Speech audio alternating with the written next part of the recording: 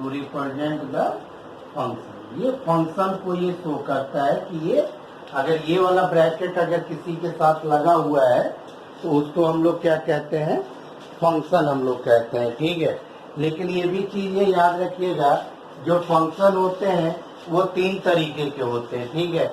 एक होता है प्री डिफाइंड या बिल्ट इन फंक्शन। ये ऐसे फंक्शन होते हैं जो पाइथन में फ्री अवेलेबल होते हैं। इसको आप जब चाहे जहाँ चाहे प्रोग्राम में आप उसको इजीली जो है यूज कर सकते हैं, ठीक है। कुछ ऐसे फंक्शन होते हैं जो कि इजीली अवेलेबल नहीं होते हैं, उसके लिए उस फंक्शन से रिलेटेड जो हमारा मॉड्यूल होता है उसको मुझे अपने प्रोग्राम में इंपोर्ट करना पड़ता है। जैसे कि आपका जैसे उसको कहा जाता है फंक्शन विद इन मॉड्यूल। जैसे जितने भी मैथ के फंक्शन है, साइन है, सेल है, फ्लोर है, या आपके ये आपके जो है स्क्वायर्टी है, पावर है, ये जो सारे फंक्शन है वो आपके क्या है, फंक्शन विद इन मॉड्यूल है, ठीक है। लेकिन ये जो दो जो फंक्शन है इसको हम लोग कहते हैं बिल्ट इन फंक्शन। इसको हम लोग क्या कहते हैं, built in function. Built in function या इसको हम लोग कहते हैं प्री डिफाइंड फंक्शन। इसको हम लोग क्या कहेंगे, प्री डिफाइंड फंक्शन। ये वैसे फंक्शन होते हैं जो पहले से बने हुए होते हैं। तो वो जितनी भी चीजें जैसे जैसे आप आगे बढ़ते जाएंगे वैसे वैसे चीजें आपको एक्सप्लेन हम लोग करते चले जाएंगे, ठीक है, ताकि आप लोगों को कोई दिक्कत ना हो, ठीक। तो आज हम लोग इसी दो फंक्शन के बारे में पढ़ेंगे। अगर पूछा जाएगा कि इनपुट और प्रिंट क्या है तो आप सीधे क्या कहेंगे कि ये आपका बिल्ट इन फंक्शन है, यानी कि ये आपका प्री डिफाइंड फंक्शन है, ठीक है। इसको आप लोग कीवर्ड भी नहीं कहिएगा, ठीक है। अब पाइथन में total number of keyword, I hope इसको देख लीजिएगा, मेरे हिसाब से 33 होते हैं। टोटल नंबर ऑफ कीवर्ड्स जो है आपके पाइथन में कितने होते हैं, 33 होते हैं। ये वही कीवर्ड है जिसको हम लोग यूज करके प्रोग्राम वगैरह को हम लोग डेवलप करते हैं, ठीक है। तो अब आ जाइए, पहले हम लोग किसके बारे में पढ़ेंगे, इनपुट फंक्शन के बारे में, ठीक। तो यहाँ पे हेडिंग डाल देते हैं, how to get the value from user या कीवर्ड, यही हम लिख देते हैं, यूजर या कीवर्ड। यहाँ पे ये सब स्मॉल केस लेटर में लिखे जाएंगे, जितने भी प्री डिफाइंड फंक्शन होंगे या आपके फंक्शन विद इन मॉड्यूल होंगे। इसके अलावा हम लोग एक यूजर डिफाइंड फंक्शन भी बनाते हैं, हम लोग का खुद का फंक्शन होता है। वो जैसे जैसे हम लोग आगे बढ़ते जाएंगे वैसे वैसे चीजें आपको एक्सप्लेन करती चली जाएंगी, ठीक है।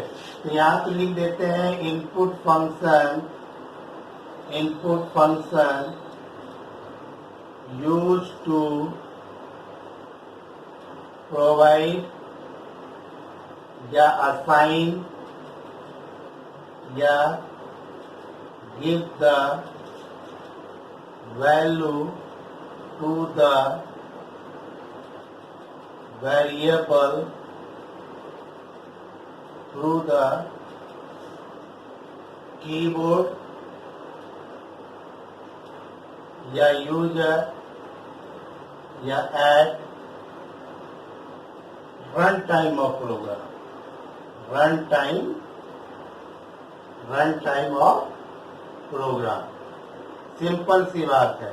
आप यहाँ पे इनपुट फंक्शन के बारे में पूछा जाएगा तो सिंपल सा आप कहिएगा to give the value to the variable या to assign the value to the variable through the keyboard या यूजर। या जैसे कि मैंने बताया है कि अभी पाइथन में स्क्रिप्ट मोड पे भी काम करेंगे, तो हम लोग क्या करते हैं कि सारा प्रोग्राम हम लोग पहले बना लेते हैं।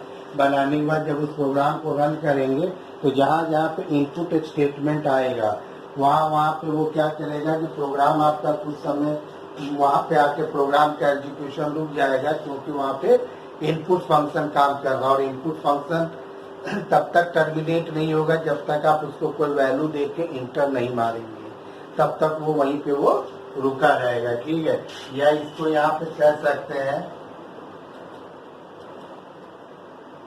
इनपुट फंक्शन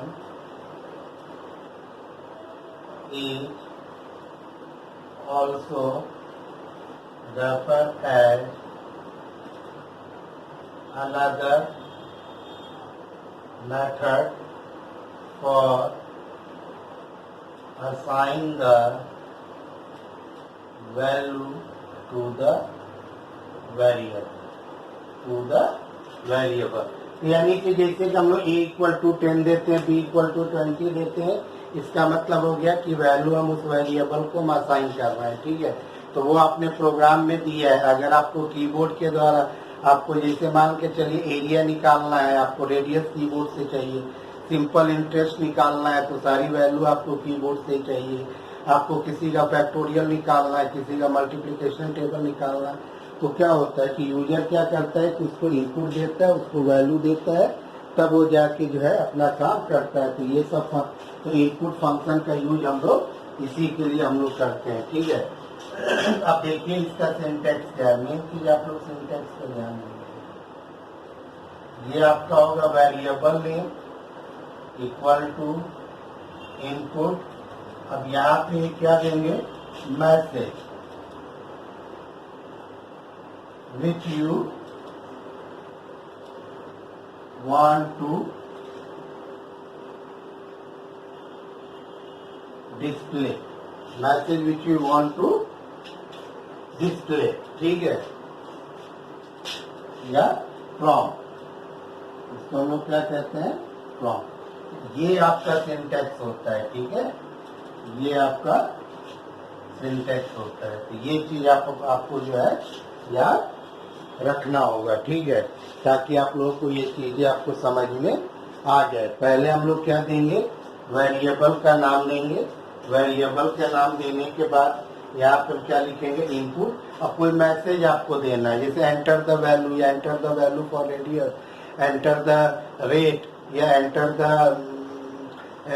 डायमेंशन या enter the first number, enter the second number. तो वो जो भी आप लोग जैसे इनपुट देने से पहले हम लोग बताते हैं ना कि यहाँ पे जो आप इनपुट दोगे वो क्या दोगे, एज दोगे कि सैलरी दोगे कि नेम दोगे, तो वो मैसेज हम लोग यहाँ पे टाइप करेंगे। तो लिखेंगे variable name equal to input और message which you want to display या फ्रॉम इनपुट के थ्रू। ठीक है, तो ये चीज आ गया। अब आइए कुछ हम लोग इस पे एग्जाम्पल करते हैं, बहुत ही इजी है।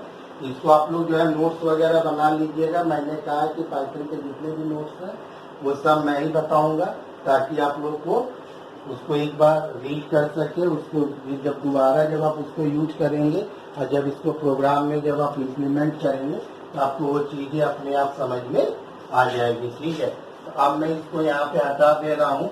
अब कुछ जो है इनपुट के साथ क्या मतलब कि क्या चीजें हम लोग को कंसीडर करनी चाहिए, वो चीजें आपको पता होनी चाहिए। ठीक है, ताकि जो है मैं यहाँ पे आपको बता दे रहा हूँ, जिससे कि आपको कोई कंफ्यूजन ना रहे। ठीक है,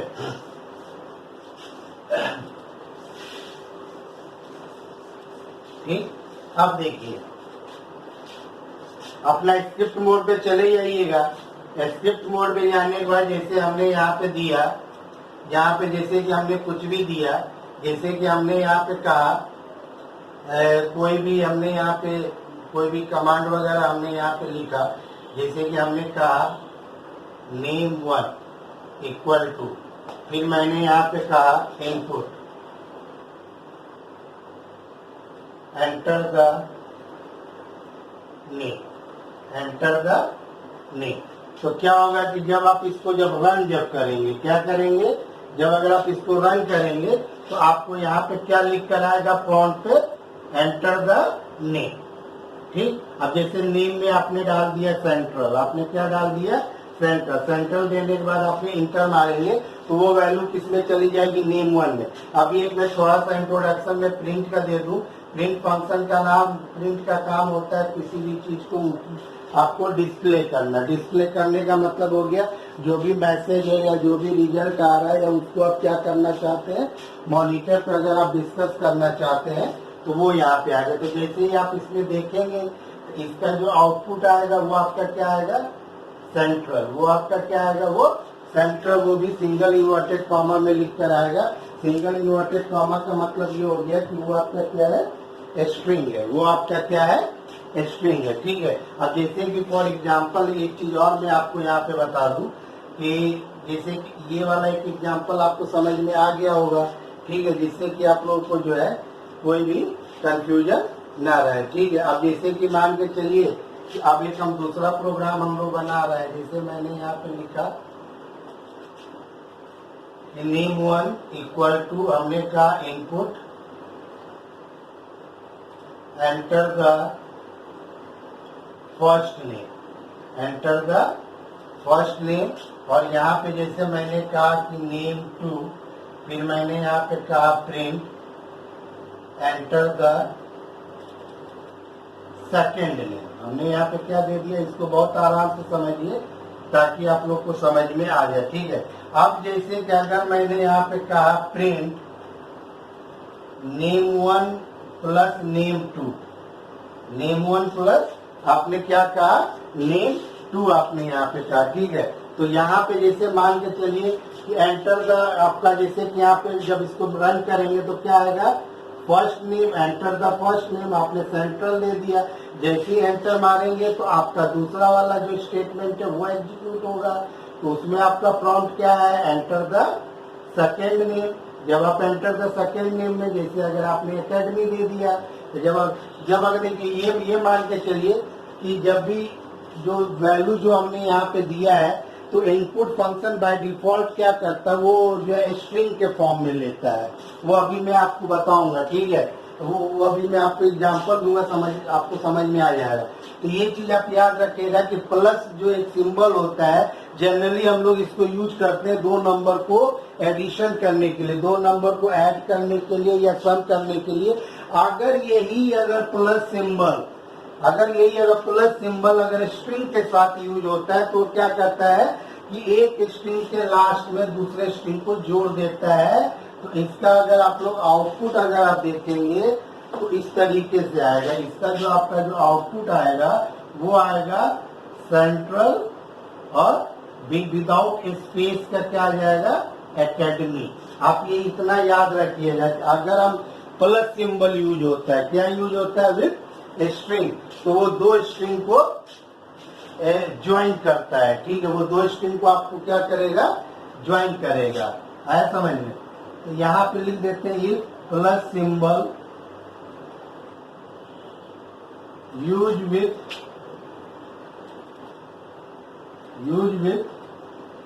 स्ट्रिंग वेरिएबल या string constant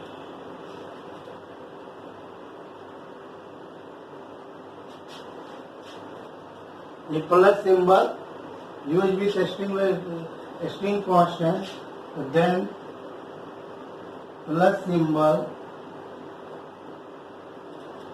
to join the one string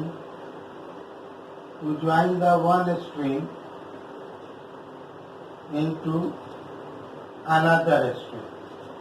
another string। ये चीज आप याद रखिएगा, ये चीज आप लोग क्या कीजिएगा, याद रखिएगा। जैसे फॉर एग्जांपल मैं यहाँ पे बता दे रहा हूँ, जैसे a इक्वल टू मैंने कहा पाइथन, यहाँ पे मैंने कहा b इक्वल टू प्रोग्रामिंग, हमने यहाँ पे कहा पाइथन, और b इक्वल टू हमने क्या कहा, प्रोग्रामिंग, और यहाँ पे हमने दे दिया प्रिंट a प्लस बी। यहाँ पे हमने क्या दे दिया, प्रिंट a प्लस बी अगर हम देंगे तो यहाँ पे इसका जो आउटपुट आएगा वो आउटपुट आएगा पाइथन प्रोग्रामिंग। क्या आएगा, पाइथन, और इसी के साथ क्या आ जाएगा, प्रोग्रामिंग। ये सब आप लोग करके देख लीजिएगा। ये हमेशा याद रखिएगा कि अगर हम प्लस सिंबल अगर हम किसके साथ यूज करते हैं, स्ट्रिंग के साथ, स्ट्रिंग में ये सारा चीज आगे चल के बताया जाएगा, लेकिन फिलहाल ये सब प्रैक्टिस के लिए आपको याद रखना चाहिए। अगर इनकेस अगर आगे अगर ये चीजें आ गई तो आपको ये चीजें समझ में आना चाहिए, ठीक है। क्योंकि हम स्ट्रिंग के साथ, कैरेक्टर के साथ कोई भी मैथमेटिकल ऑपरेशन हम नहीं कर सकते, लेकिन कुछ मैथमेटिकल के कुछ ऐसे सिंबल हैं जो कि हम स्ट्रिंग के साथ यूज कर सकते हैं, ठीक है। जैसे कि आपका क्या है, प्लस, तो प्लस क्या करता है, ज्वाइन करता है या कॉन्टेनेट करता है या अपेंड करता है। यहाँ पे लिख देते हैं अपेंड, ठीक है ना, अपेंड या ज्वाइन या कंबाइन करता है। क्या करता है, ये कंबाइन करता है। चलिए इसी के साथ एक और हम सिंबल जो है ये यूज होता है, ठीक है, इनटू यूज होता है। If into symbol use with string, then string replicate n times। Replicate का मतलब होता है कि उसको उतनी बार रिपीट कर देता है। रेप्लिकेट का मतलब होता है रिपीट करना उसको n टाइम्स। वेयर यहाँ पे लिख देते हैं, where an any valid integer variable या integer constant value, ये भी हम लिख देते हैं constant value। ठीक, यहाँ पे क्या होगा, ये दोनों ये आपका जो है constant value होनी चाहिए। ठीक है, अब देखिए मैं आपको यहाँ पे बता दे रहा हूँ ताकि आपको समझ में आ जाए। जैसे कि मैंने यहाँ पे कहा प्रिंट, यहाँ पे मैंने दे दिया a/3। मैंने क्या दे दिया, a/3। a में क्या पाइथन है, तो जब अगर हम इसका आउटपुट अगर हम यहाँ पे देखेंगे, इसका अगर हम आउटपुट देखेंगे तो क्या आएगा, पाइथन, कोई स्पेस नहीं होगा, एक साथ आपका क्या आ जाएगा, पाइथन पाइथन पाइथन। यानी कि जो है इसका यूज किस लिए किया जाता है। और यहाँ पे देखिए 3 क्या है, आपका इंटीजर है। लेकिन अगर हम इसको इस तरीके से कर दें, प्रिंट a इंटू, अगर सिंगल इन्वर्टेड कॉमा में दे दें तो यहाँ पे ये एरर आएगा। पूछेंगे एरर क्यों आएगा, क्योंकि यहाँ पे 3 को सिंगल इन्वर्टेड कॉमा में दे दिया है, तो अब ये इंटीजर ना होके ये क्या बन जाएगा, ये आपका स्ट्रिंग बन जाएगा। क्योंकि मैंने यहाँ पे क्या बताया है कि पहला जो है इंटू के केस में आपका पहला क्या होना चाहिए, इंटू के केस में एक तो आपका यहाँ पे स्ट्रिंग वेरिएबल या स्ट्रिंग कांस्टेंट होना चाहिए, string constant into integer, integer variable हो या वैल्यू हो। ये थोड़ा सा आप लोग याद रखिएगा। इंटू के केस में क्या होना चाहिए, या तो स्ट्रिंग वेरिएबल, और इंटू क्या होना चाहिए, या तो स्ट्रिंग कांस्टेंट होना चाहिए या तो आपका ये होना चाहिए। ठीक है, ताकि जो है आपको ये चीजें जो है समझ में आ सके। ठीक है, आई होप आपको ये चीजें समझ में आ गई होगी। ठीक है, लेकिन अब ये देखिए, इतना याद रखिएगा कि इनपुट फंक्शन के थ्रू कोई भी वैल्यू, किसी भी तरीके की वैल्यू देते हैं तो बाय डिफॉल्ट वो स्ट्रिंग की तरह ट्रीट करता है। अब यहाँ पे क्या होता है कि अगर मुझे कोई इंटीजर वैल्यू इंटर करना है, इंटीजर वैल्यू स्टोर करना है, फ्लोट वैल्यू स्टोर करना है, तो वो डायरेक्ट इनपुट फंक्शन के थ्रू नहीं होगा। उसके लिए हम लोग यहाँ पे INT फंक्शन या फ्लोट फंक्शन का यूज करते हैं। कैसे, तो आप यहाँ पे देखिए, आपको ये चीजें यहाँ पे समझ में आ जाएगी। ठीक है, इसको देख के मैं यहाँ पे हटा दे रहा हूँ। फिलहाल स्ट्रिंग का पूरा चैप्टर आपके फर्स्ट ईयर में है, तो फिलहाल आप लोग दो जो है ऑपरेटर के बारे में खाली आप समझ लीजिए। एक प्लस क्या करेगा, ज्वाइन करेगा, और इंटू क्या करेगा, ये एस्ट्रिक का जो साइन होता है उसी को हम लोग इंटू कहते हैं। एस्ट्रिक का सिंबल होता है, ये कौन सा सिंबल होता है, ये एस्ट्रिक का सिंबल होता है। इसको हम लोग मल्टीप्लीकेशन का भी सिंबल कहते हैं। अगर यही चीज अगर इंटीजर के साथ अगर लगेगा तो ये आपका क्या कहलाएगा, मल्टीप्लाई कर देगा। और अगर यही चीज अगर आपका उसके साथ ही यूज होगा स्ट्रिंग के साथ, तो उसको उतनी बार रिप्लीकेट कर देगा। ठीक है, अब यहाँ पे क्या है, इसको मैं हटा दे रहा हूँ ताकि मैं इससे रिलेटेड जो है वो चीजें मैं आपको यहाँ पे बता सकूँ। ठीक, कुछ एग्जाम्पल और मैं बता दूं ताकि आप लोग जो है आगे अपना प्रोग्रामिंग वगैरह करना स्टार्ट कर दें। ठीक है, तो इसको मैं यहाँ पे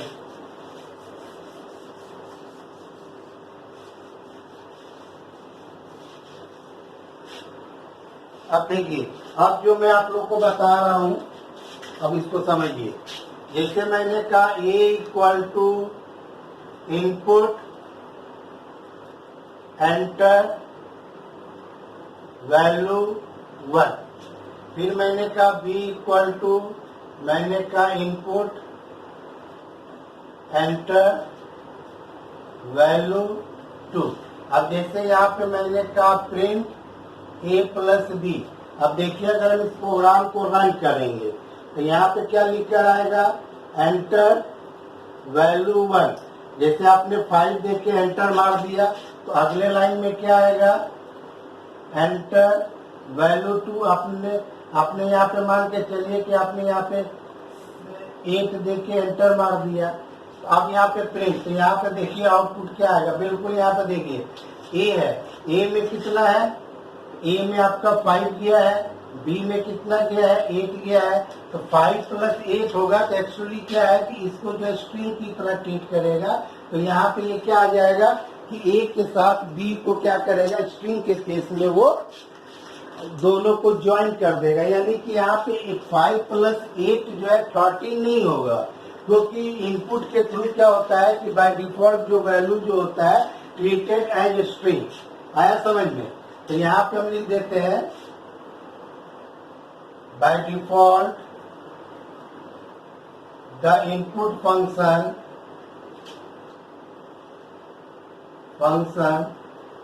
to store the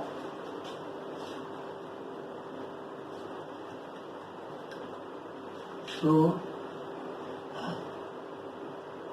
read the value, by default the input function to read the value in a string form, यानी कि वो स्ट्रिंग के केस में लेगा।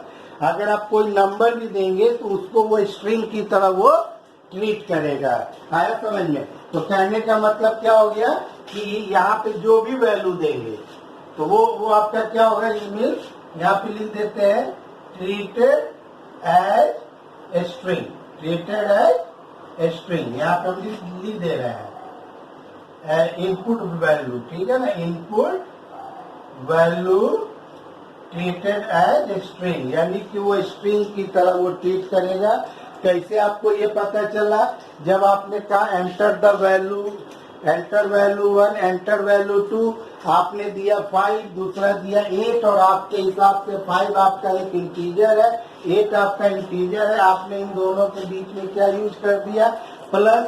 तो एक्चुअली ये फंक्शन जो है इनपुट के द्वारा लिया गया, तो इनपुट के द्वारा जो भी वैल्यू लिया जाता है उसको वो क्या करता है, किस फॉर्म में वो करता है, वो स्ट्रिंग के केस में। जैसे फॉर एग्जांपल अगर आप यहाँ पे ये भी दे देंगे, ए प्लस बी देके अगर आप प्रिंट अगर सी भी करेंगे तब भी आपका आउटपुट क्या आएगा, 5, और 5 के साथ क्या ऐड हो जाएगा, 8, यानी कि ये आपका क्या हो गया, ये स्ट्रिंग हो गया। ठीक है, तो इसके लिए हम लोग क्या करते हैं कि 2 फंक्शन यूज करते हैं, और उस फंक्शन का काम होता है जो भी वैलिड वैल्यू दी गई है उस वैलिड वैल्यू को उस वैलिड डेटा टाइप में वो क्या करता है, वो कन्वर्ट कर देता है। ठीक है, तो यहाँ पे हम वो चीजें बता दे रहे हैं कि जो है यहाँ पे क्या हम लोग यूज करेंगे। तो यहाँ पे हम लोग लिख देते हैं नोट, यहाँ पे हम लोग यहाँ पे क्या लिख देते हैं, नोट।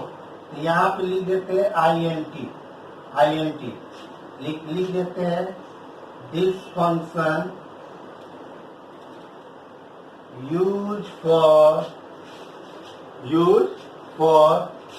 टू कन्वर्ट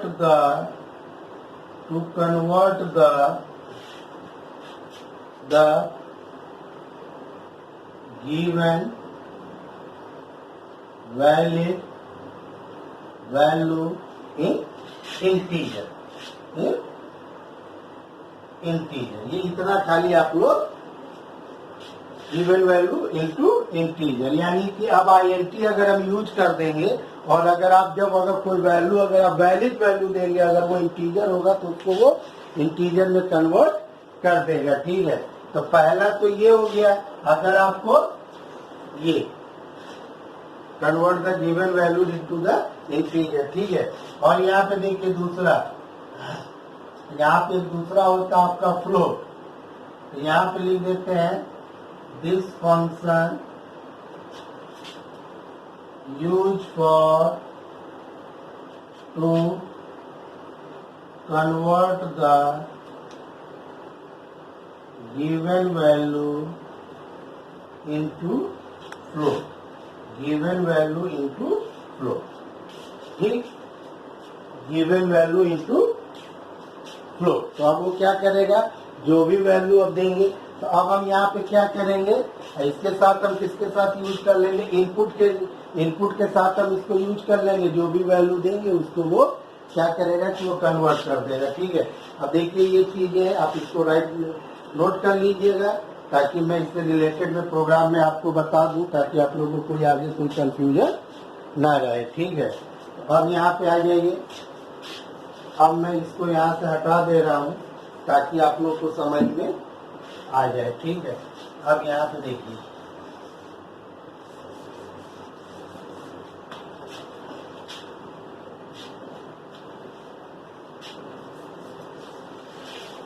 अब जैसे कि मैंने यहाँ पे कहा a = INT, अब इसके अंदर हमने क्या पास कर दिया, इनपुट। यहाँ पे हमने कहा enter the value 1, input function close, और ये चीज हमेशा याद रखिएगा, टू रिप्रेजेंट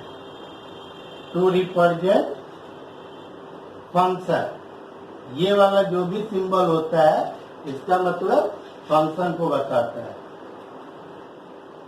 फंक्शन को रिप्रेजेंट करता है। मैंने यहाँ पे कहा b = फिर मैंने कहा इंटीजर, फिर मैंने यहाँ पे कहा input, enter the value 2, enter the value 2। अब यहाँ पे मैंने कहा c = बहुत ध्यान से इसको देखिएगा और समझिएगा, मैंने यहाँ पे कहा एंटर द वैल्यू 3, ठीक। अब यहाँ पे देखिए, मैंने यहाँ पे कहा प्रिंट a + b। अब देखिए यहाँ पे जब आप इसको रन करेंगे तो यहाँ पे क्या लिख कर आएगा, एंटर द वैल्यू 1, आपने मान लीजिए 10 दे दिया, फिर दूसरा आपने लिखा एंटर द वैल्यू 2, यहाँ पे आपने 25 दे दिया, यहाँ पे कहा एंटर द वैल्यू 3, आपने इसको यहाँ पे क्या दे दिया, 50 दे दिया, ठीक है। अब यहाँ पे देखिए, अगर आप इसका अगर आउटपुट अगर आप यहाँ पे देखेंगे तो यानी कि a + b, यानी कि ये वैल्यू a को कर रहा है और a इस वैल्यू का रेफरेंस ले रहा है और b जो है इसको ले रहा है, c इसको ले रहा है। आप इसको इस तरीके से भी आप इसको समझ सकते हैं, नहीं समझ में आ रहा है तो यहाँ पे देखिए a में 10 है, b में आपका क्या है 25 है और c में आपका क्या है 50 है, ठीक है। तो अब यहाँ पे जो है क्या करेगा, यहाँ पे आउटपुट कितना आएगा, ये 35 आपका आएगा, 25 और 10।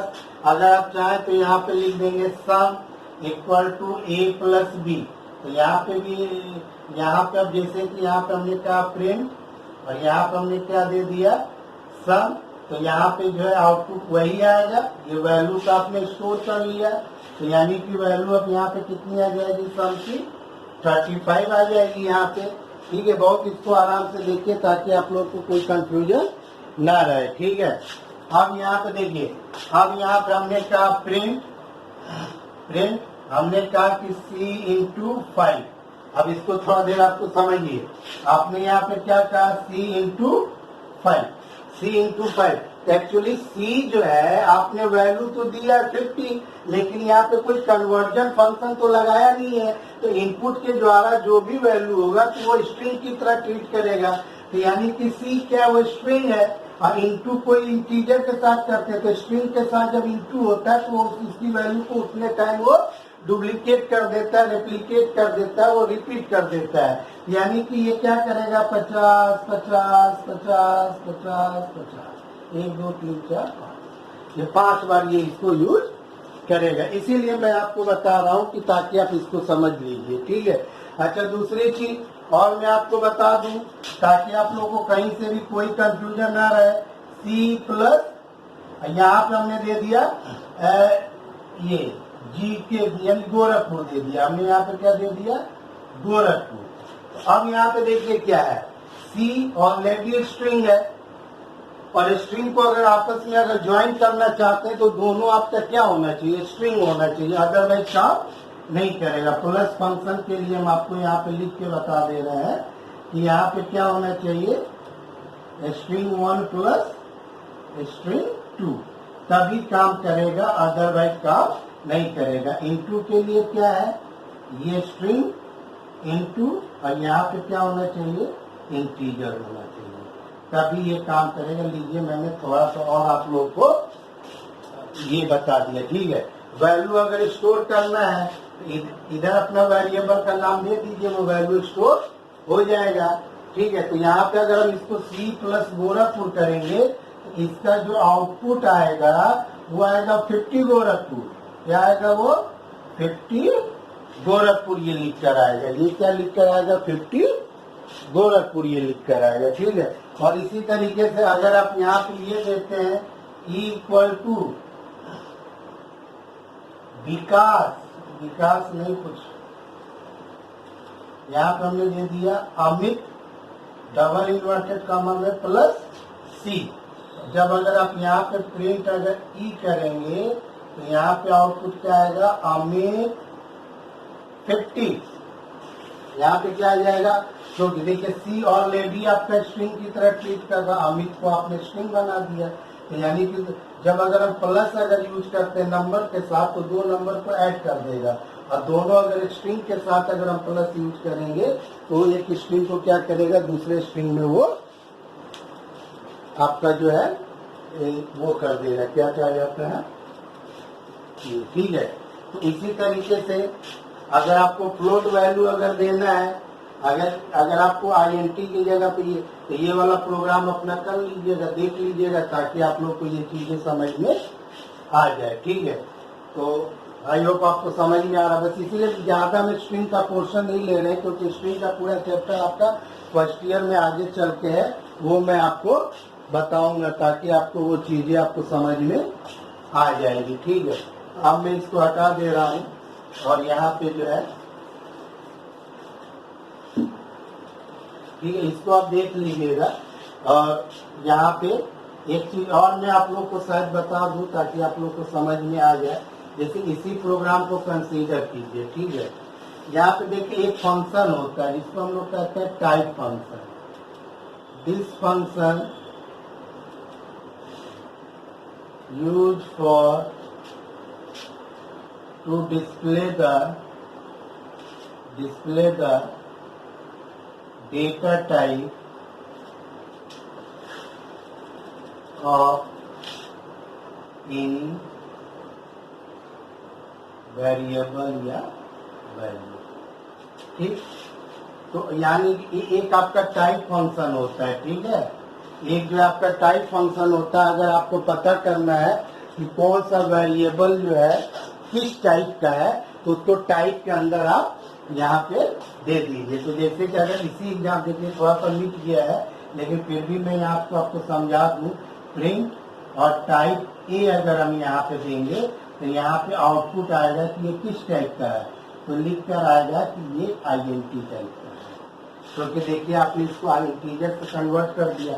और अगर हम यहीं पे अगर प्रिंट अगर C देंगे तो ये आउटपुट में क्या लिख कर आएगा, क्लास तो आएगा, साथ में क्या आएगा, वो ये STR मतलब क्या होता है, वो ये स्ट्रिंग टाइप का है। वो किस टाइप का है, वो स्ट्रिंग टाइप का। तो ये भी याद रखिएगा कि जो आपका जो STR जो फंक्शन जो होता है उसका जो यूज किया जाता है किसी भी वेरिएबल के डेटा टाइप का। जैसे मान के चलिए हमने यहाँ पे कहा कि हमने कहा फ्लोट, हमने कहा इनपुट फ्लोट, यहाँ पे हमने कहा इनपुट एंटर एनी वैल्यू, ठीक। और यहाँ पे जैसे कोई भी वैल्यू, तो एक्चुअली क्या करेगा, अब जैसे मान के चलिए कि अगर आपने यहाँ पे लिखा एंटर एनी वैल्यू, आपने दे दिया 50.6, तो ये जो है 50.6 कहाँ चला जाएगा, वो के में। तो जब आप इसको यहाँ पे प्रिंट के करेंगे तो यहाँ पे आउटपुट क्या आएगा, ये 50.6 आएगा। और यहीं पे अगर आप यहाँ पे दे दिए print type of A, sorry type of के, तो यहाँ पे आउटपुट क्या आ जाएगा, STR, और यहाँ पे क्या आ जाएगा, फ्लोट। यहाँ पे क्या आ जाएगा, फ्लोट। तो जो ये बता रहा है कि के में जो वैल्यू है उसका जो मतलब फ्लोट जो है किस टाइप का है, फ्लोट टाइप का है, यानी कि उसके अंदर जो वैल्यू है फ्लोट टाइप का है। तो आपको ये चीजें समझ में आ गई। सिंपल सा अगर आपको स्ट्रिंग लेना है तो आप इनपुट फंक्शन यूज करेंगे। अगर आपको कोई इंटीजर या फ्लोट वैल्यू अगर आपको लेना है तो आप क्या करेंगे, इसको आप लोग यूज करेंगे। ठीक है, तो अब यहाँ पे देख लीजिए। अब एक चीज और मैं आप लोग को बता दूं, ठीक है, ताकि आप लोग को चीजें और जो है इनपुट से रिलेटेड जो है चीजें जो है आपको, ठीक है। तो टाइप फंक्शन हमेशा याद रखिएगा, to return the data type of any given value या वेरिएबल। कोई भी वैल्यू या वेरिएबल दे रहे हैं उसका जो डाटा टाइप है वो ये आपका क्या करेगा, वो रिटर्न करता है। ठीक है, अब कुछ थोड़ा सा और इनपुट के साथ ही कुछ चीजें और मैं आपको बता दूं ताकि आप लोग को समझ में आ जाए।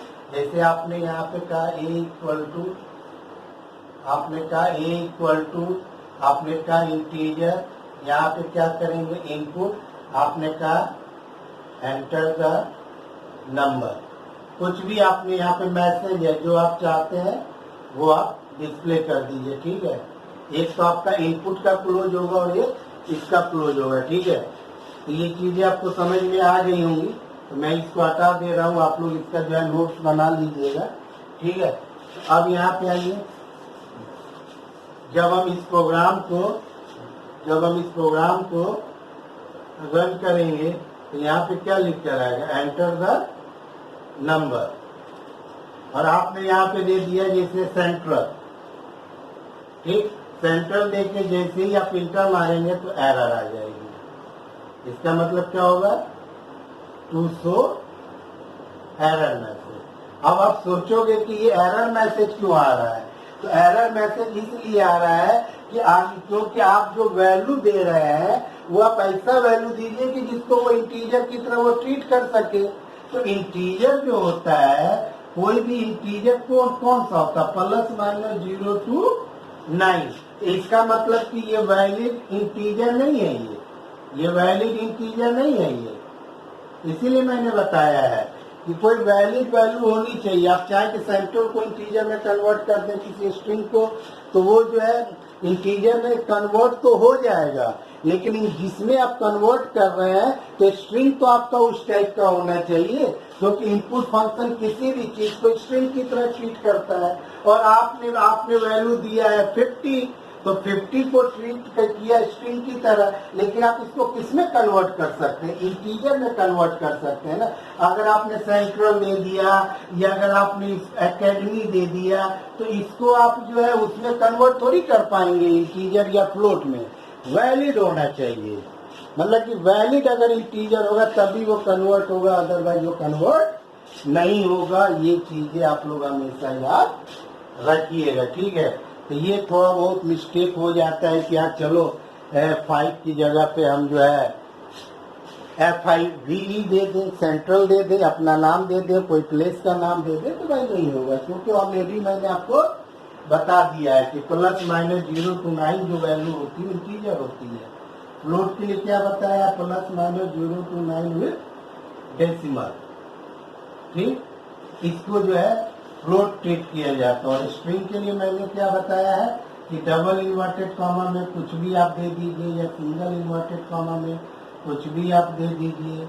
ठीक है, आप कुछ भी यहाँ पे दे दीजिए वो ले लेगा। ठीक है, ये स्ट्रिंग ये होता है, इंटीजर 0 to 9 हमेशा याद रखिएगा। ठीक है, अब यहाँ पे देखिए एक चीज और बता रहे हैं। ठीक है, एक होता है इवेल फंक्शन, है समझ में। The eval function automatically convert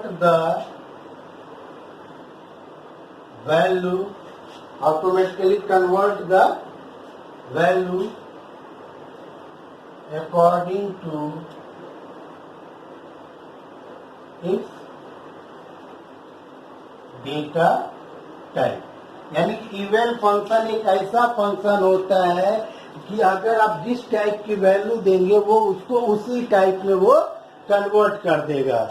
आया समझ, according to its data type. आया समझ में, इट्स डेटा टाइप या इट्स वैल्यू आप दे दीजिए, इट्स वैल्यू। जैसे मान के चलिए मैंने कहा इवेल, यहाँ पे हमने कहा इनपुट एंटर द वैल्यू, ठीक। फिर मैंने यहाँ पे कहा b eval input enter the value, enter the value. अब देखिए अगर हम इस प्रोग्राम को अगर हम यहाँ पे रन कर रहे हैं, ठीक है, अगर हम यहाँ पे अगर हम इसको रन अगर कर रहे हैं, ठीक, तो आपने यहाँ पे क्या लिखा, एंटर द वैल्यू, आपने यहाँ पे दे दिया 24।